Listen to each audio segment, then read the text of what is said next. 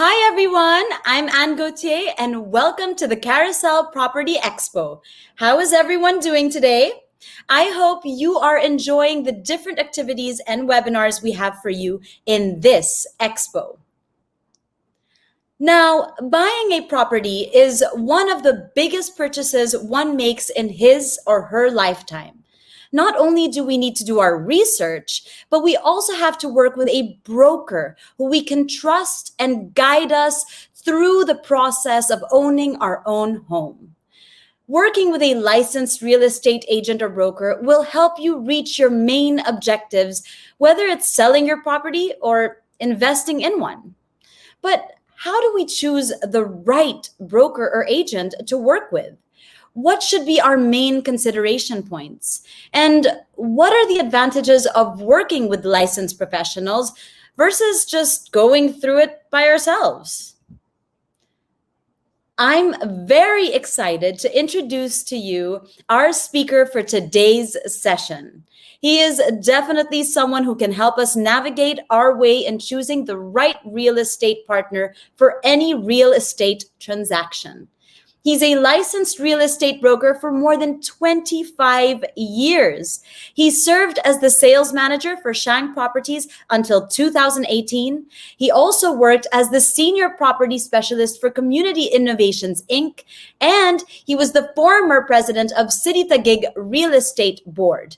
Currently, he's an international realtor member in the National Association of Realtors and the executive director for project sales at Remax Capital. Today, we are in very, very good hands.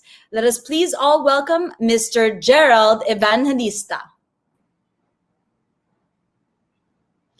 Good day, Gerald. Thank you so much for being with us today. I am so excited to chat with you today.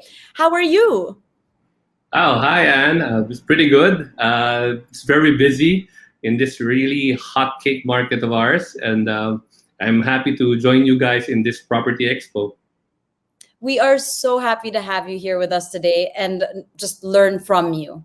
So, Gerald, part of every home buying journey is ensuring that you are working with someone you can trust and, of course, someone who is credible.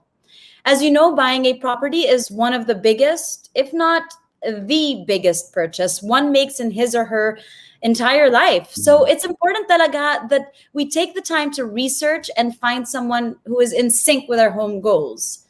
Would you agree, Gerald? Agree, definitely. Well, with that, let's get started, right? Because I'm sure everyone would like to know. Gerald, you are a broker, am I right? Mm-hmm. What is the difference between dealing with a real estate agent versus a broker versus a direct owner? Okay, before we go to the dealings part, let's identify the rules of these three persons that you just mentioned. In the Real Estate Service Act of the Philippines, it's already a law. Okay, the real estate agent, we call it the accredited salesperson. This agent reports to the licensed real estate broker. So whatever the agent is selling or is offering are mostly the listings of his manager broker, the licensed broker. Okay. Meanwhile, the broker is a licensed real estate professional authorized to practice real estate. Take note of the word authorized, because it doesn't mean we can sell any property that's out there. The property that's out there that's for sale, we need to get an authorization from the owner that we can sell his property, that we can market his property. The owner himself can sell his own property. As long as he owns it, he can sell his property. But the ordinary Juan de la Cruz, who's not licensed, cannot sell real estate. So by dealings, you will notice that the agent can give you a house tour, can promote the properties online. These are the listings of his manager, real estate broker. Whereas the real estate broker can do the same as well. The difference lies in if there are things that needs to be approved upon, the agent needs to defer to the real estate broker. Yeah. Okay, it's so important to know the differences. Yes. Correct. Very. Hmm. So, but with that, what would you say are the duties of a real estate agent and the duties of a broker? What should they deliver? Okay. As to the duties of the real estate agent or broker, we are tasked to market the real estate property that is for sale or for lease. Okay, but first we need to secure the authority from the owner. Without such authority, it's a no-no, right? Kapal naman ang mukha ko to sell a property that we're not authorized to sell, right? Yeah. Yeah, and the key duties, I think, the key thing that we need to accomplish is to find the best deal for our clients, be it the seller or the buyer. Because in a normal transaction, I can represent a seller, another broker can represent the buyer. So the word broker is the key word there, right? Brokering, negotiating. So we need to we negotiate on behalf of our clients, but it doesn't mean that we decide on their behalf, right? We give recommendation, then the client decides in the end. Yeah. That's interesting to know. So it's always in the best interest of the Hmm. client. Hmm. With that, so that's an expectation to have. What are other expectations that we could have? Um, Other expectations, I would say that selling properties is not that easy. It will take time. Okay, Mm. so sometimes it's easy to point to the real estate broker saying, "No, my broker is not so good. He cannot sell my property." But in fact, when you look at the his asking price, yun pala, it's way above the market price. No, so you have a lot of things to consider: the location of the property, the price, the documents, yeah, and the timing also. Let's say if your property is a hotcake pre-COVID, it's a condo and it's pre-COVID hotcake siya. Right now we're in the middle of a pandemic and our economy is not so good yet. So expect that it'll take some time before we get to unload the property. That is so important to remember because I think, of course, when you are wanting something, you become so impatient, right? So it's really that it takes time. And of Hmm. course, the pricing and location, that's also coming from the recommendation of the broker, right? Correct. Correct. But also with that, Gerald, there other than that, there's so many real estate brokers and agents in the Philippines today, right? I hear of so many. How do I choose the best one for me? Oh yeah, there are a lot of us. I think by the records of PRC, it's about 30,000 brokers already. Yeah. 30,000. Wow. 30,000. Yeah, yeah, they're about. I think that's the right figure is 30,000.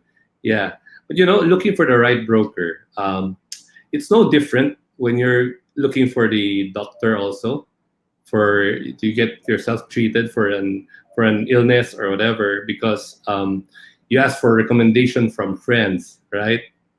So you ask for feedback also. Yeah. So even if you go online, I mean, you could check the top brokerage firms in the Philippines. They can help you also. Yeah. And even if you go to Carousel here, I mean, the licensed brokers they post their license numbers in their ads. That's so important. So there are Yeah. different platforms that you can use, not Yeah. just Yeah. referrals, something Yeah. like Excel. Yeah. Yeah. Correct. With that, let's say we're going to meet with this potential broker. What should be my considerations and non-negotiables? So I know that I'm really finding a reliable, trustworthy real estate broker or agent. Okay. First, non-negotiable. I think, not I think, definitely go with a licensed professional. That's one because the licensed professional knows how to not just market and negotiate, no, but we know how to process the documents also. We know the in and outs of, let's say, going to government agencies to pay for your taxes, transfer for your titles. We know this, yeah, and we know part of the law also. I'm not saying we're lawyers here, but we know a lot of legal aspects in transactions, in real estate transactions. I mean, yeah. So it's really important that you go with licensed professionals. No, because we have trainings, we have annual trainings also. Yeah, we call it CPD, continuing professional development. Mm-hmm. Yeah, the ordinary Juan de la Cruz does not know that. I mean, but we know all of these. Yeah, and we can help protect your interests also. Yeah. It's so important, a licensed professional, because it's true. We wouldn't necessarily know that. We wouldn't think about that. Mm-hmm. Because is that a delicate question to ask? Because sometimes, how do you approach? So you would, it's okay then to ask someone, are you licensed? Can you show me your license? I'll share with you my experience when I used to work with Shang Properties. Yeah, I'm a sales manager in Shang Properties. I was a sales manager in Shang Properties. So I have an agent under me who was manning the our showroom. So there's this client who came in. He's a foreigner, married to a Filipina. The first question he asked my agent, "Do you have a license to sell this property?" Buti na lang, my agent is an accredited salesperson. So she told the client that she is an accredited salesperson, even showed her accreditation paperwork. So it was fine. So she gave the client a tour. After the tour, the client decided to buy property. And here's the thing. This foreigner pa, told my agent, I don't want your signature in the document. I want your boss signature here, the licensed broker signature in the document. So Interesting. So you can do that. It's okay. yeah, yeah, it's okay. It's okay. As you mentioned earlier, and buying properties this can be our life savings. So we put in our life savings buying real estate. I mean, would you entrust that to someone who's not, right? Yes. Yeah, You were comparing it with the doctor, right? Choosing the yeah. right doctor. Yeah, even with lawyers. I mean, of course, we ask for recommendation, right? Who's the good best lawyer for this case? So same also. Yeah, yeah. And with that, what are the other essential questions I should ask, for example, my broker agent, other than a license? Other than the license, you ask your agent if he's familiar with the location of the property that he wanted you to sell. Where is his geographical farm? Like for me, my farm is BGC, Ortigas, and Rockwell in Makati. So the client will know, oh, okay, the Gerald is familiar with Rockwell, with Shangri-La. I'm familiar with the ongoing prices. Yeah. So So that's so important. that's very important also because, like what I tell my associates in Remax, we need to be efficient, not for ourselves, but efficient for our clients. Let's say if a client would tell me, Gerald, I have this property in La Union, I want you to sell. I'm like, that's a bit too far for me. I mean, it's not my concentration area. So it's best you ask also where is the concentration area of the uh, of the broker. Next question would be, what are the ongoing prices? Right? What are the ongoing rental rates? How's the sales process? How's the transfer? How do you go about the transferring of documents? Yeah, those are the questions you could ask. If most of the questions he cannot answer, that's a problem. That is so good. These are really important questions that just a normal, your average person wouldn't necessarily think about, right? Hmm. Hmm. With that, another question that we have is, because you were talking about they would be able to let you know about the property prices, Mm-hmm. the ongoing property prices. Finance is always a delicate topic. True. Is it, how is it asking, can I ask how much is the commission of a licensed real estate broker? Is there a standard usual fee?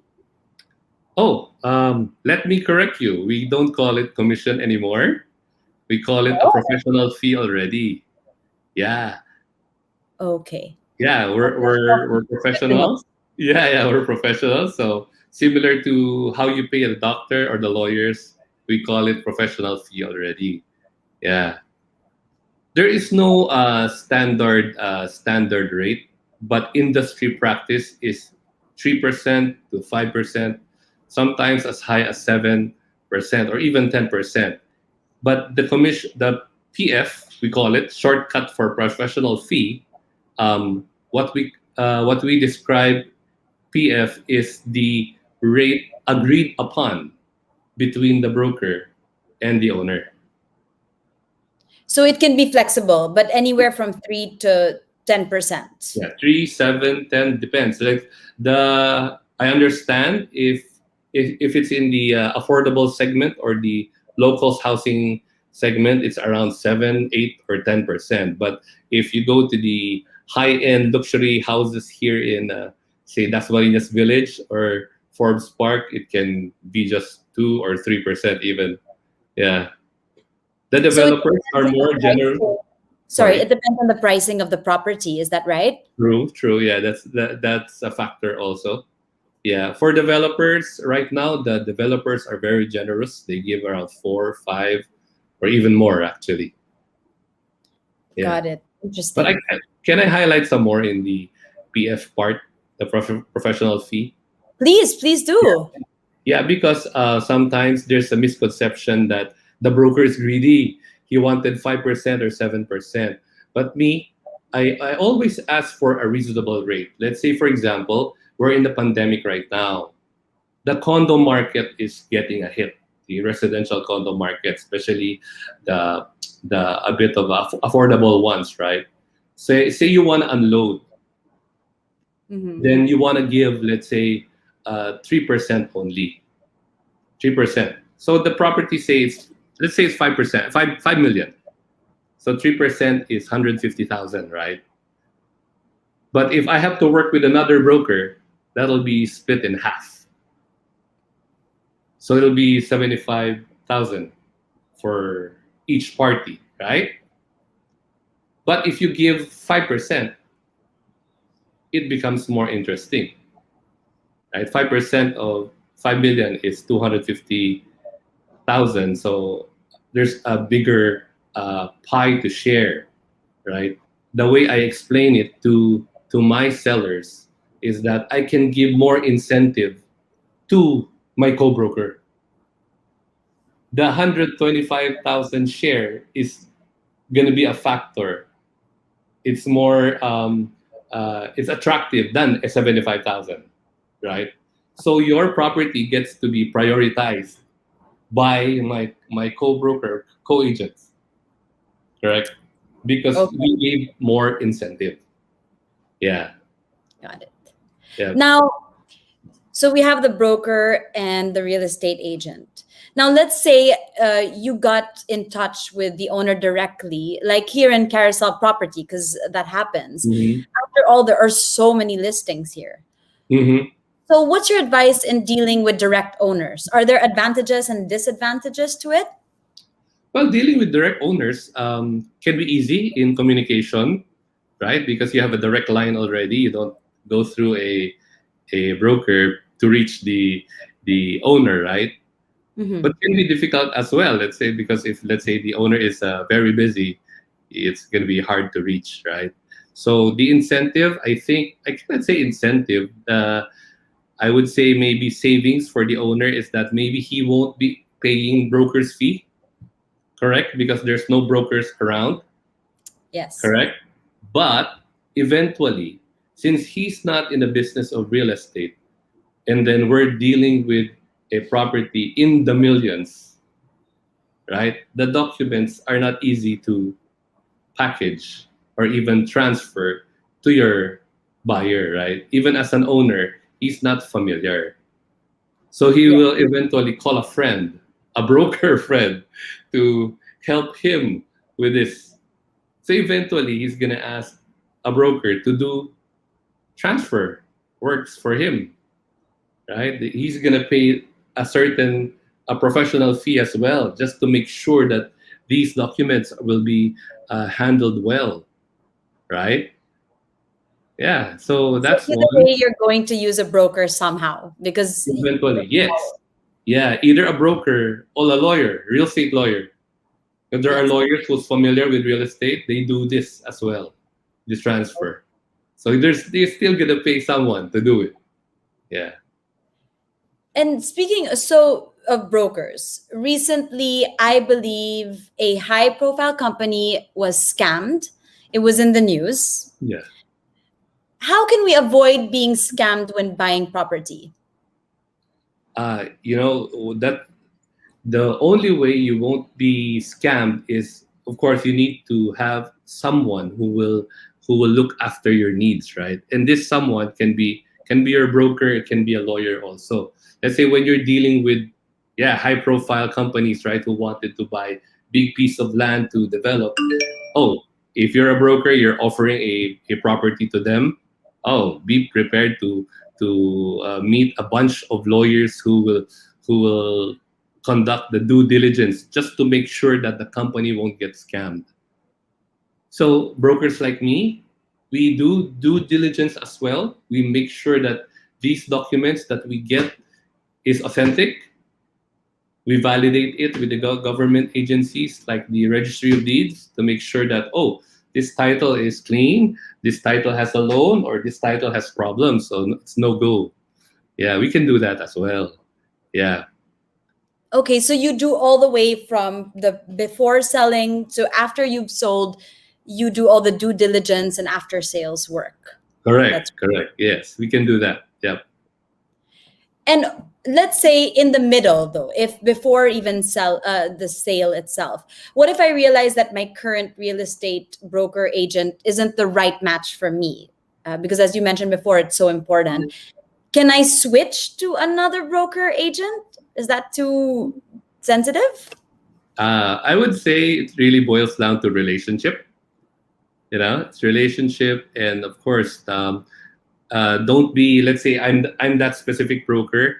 We're professionals, so we're used to getting also rejected, right? We offer a lot of properties and we get a lot of no's also. So there's no problem in telling us, no, Gerald, I don't think this is working out for the two of us. I'd like to move on. But here's I want to highlight is that you need to respect the exclusivity, because Mm, sometimes we get authority from the owners. Let's say they give us a authority to sell for like 6 months to a year. That needs to be respected, especially if it's exclusive. But then again, we're easy to talk to. Well, me, I'm easy to talk to. So if it's something that we can arrange internally, we can do that. No problem. Yeah. so transparency is key. Correct. Correct. Transparency is key. Yes. Okay. So, Gerald, to wrap things up, do you have any tips, any final tips for everyone here? Can you share some helpful tools on how to make sure I commit to the right property professional for my real estate needs? Oh, yeah, sure. First, again, as we discussed earlier, we asked for recommendations from our friends who are savvy investors of properties. I'm sure they have reliable real estate brokers who service them. Okay. Number two, I think this would be the most important one. Similar to looking for your partner in life. I mean, looking for a partner in life is Mm. important, right? I mean, if you make a mistake, that's going to be a lifelong problem. So I would say you need to pray. Yeah. Pray to God that He'll lead you to the right broker that can service you and sell that property. I think that's the most important one. Thank you. That's so Yeah. wonderful. Yeah. Thank you so much, Gerald, for sharing your insights and pointers on how we can successfully find the right property broker or agent for our home buying needs.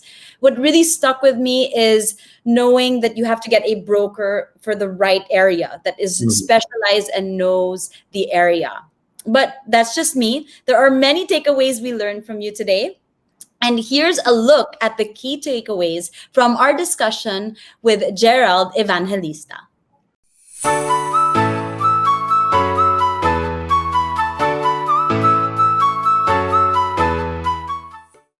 I hope this discussion is able to guide you and give you the confidence to work with the right people.